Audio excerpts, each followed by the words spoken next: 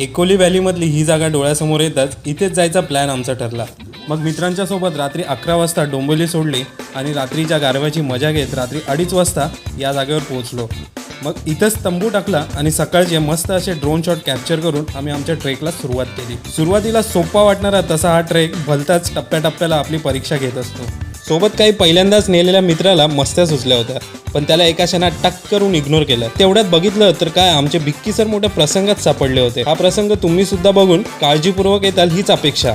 इतक्यात संकेतनी पहिली उडी मारली, मग अजून कोणीतरी मारली, मग मी कुठं मागं हटतोय। मग तेव्हा डोळ्यांनी जे छान दिसतं ते अनुभवायला कष्टांची सीमा ओलांडावी लागते, असं नेहमी सांगणारे आमचे मित्र म्हणजे वीर दादा। इथली गर्दी बघून ते गर्दीचा हिस्सा बनलेच नाही, पण मी आणि अमय मात्र पिक्चरच्या एंडिंगचे हिरो असल्यागत हात वर करून सर्वांच्या वतीने तुमची रजा घेतो आणि पूर्ण लांब असलेल्या यूट्यूबच्या व्हिडिओमध्ये भेटतो।